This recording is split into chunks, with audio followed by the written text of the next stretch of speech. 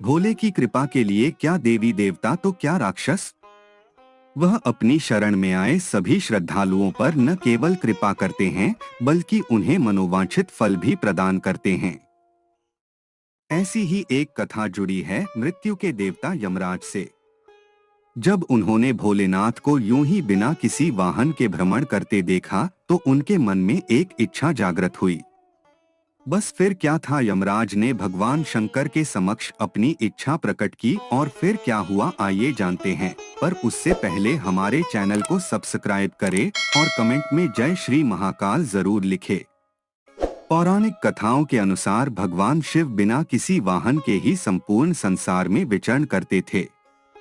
एक दिन जब वह जगत में विहार कर रहे थे तो यम ने उन्हें देखा। उनके मन में यह बात आई कि वह भोलेनाथ के वाहन बन जाएं। लेकिन यह इतना सहज नहीं था तो उन्होंने शिव को प्रसन्न करने के लिए कठिन तप किया। यम के तप से शिव शंभु प्रसन्न हुए और उन्होंने यम को बैल रूप में अपना वाहन बनाना स्वीकार किया। भोलेनाथ ने बैल रूप को इसलिए चुना क्योंकि बैल अत्यंत भोला होता है। उसके मन में किसी भी प्रकार का छलकपट नहीं होता। यही वजह है कि भोले बाबा ने बैल यानी कि नंदी को अपना वाहन नियुक्त किया। यही नहीं, शिव जी ने नंदी को अपना प्रधान सेनापति भी बनाया। कहा जाता है कि भगवान शिव की सेना नंदी बाबा के कहने पर ही चलती है। पौराणिक कथाओं के अनुसार पुरातन काल में एक शिलाद नाम के एक ऋषि हुए जो कि पूर्ण रूप से प्रभु की पूजा में लीन रहने लगे थे। ऐसे में परिवार के लोगों को उनके वंश की चिंता हुई। यह परेशानी लेकर सभी उनके पास पहुंचे और गृहस्थ जीवन में वापस आने का निवेदन किया।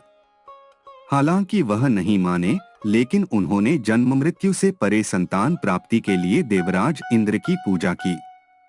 इंद्र प्रसन्न हुए तो लेकिन ऐसी संतान का आशीर्वाद देने में असमर्थता जाहिर की। जब इंद्रदेव से इच्छा मुताबिक संतान प्राप्ति का आशीर्वाद नहीं मिला तो शिलाद मुनि ने शिव की पूजा की। उनके कठोर तप से शिव अत्यंत प्रसन्न हुए और स्वयं उनकी संतान के रूप में जन्म लेने की बात कही। कथा मिलती है कि एक दिन शिलाद मुनि खेत जोत रहे थे, तब उसी भूमि पर उन्हें एक बालक मिला। वह उसे घर ले आए और उसका नाम नंदी रखा। भगवान भोलेनाथ ने मित्र और वरुण नाम के दो मुनियों को नंदी के पास भेजा। उन्होंने नंदी को बताया कि वह अल्पायु हैं।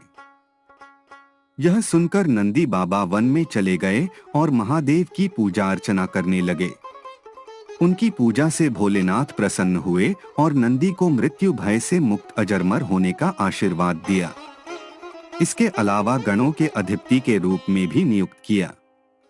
कथा मिलती है कि जब असुरों और देवताओं के बीच समुद्र मंथन चल रहा था और उसमें से विष निकला था तो उसे शिव ने धारण किया था।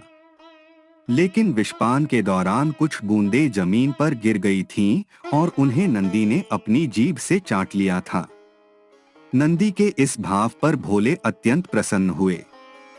इसके बाद भगवान ने नंदी को अपने सबसे बड़े भक्त की उपाधि दी। साथ ही उन्होंने कहा कि जो शक्तियां उनकी हैं वह नंदी की भी हैं। भोलेनाथ की कृपा पाने को ज्ञान स्वरूप तप और विष की बूंदे को चाटने की पवित्रता नंदी बाबा की महिमा को और भी बढ़ा देती हैं।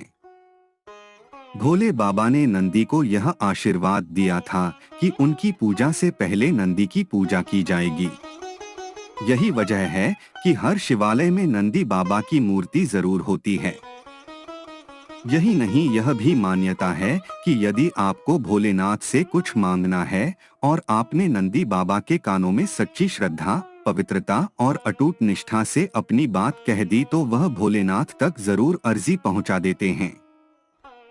यही नहीं, शिवजी भी मुराद पूरी कर देते हैं।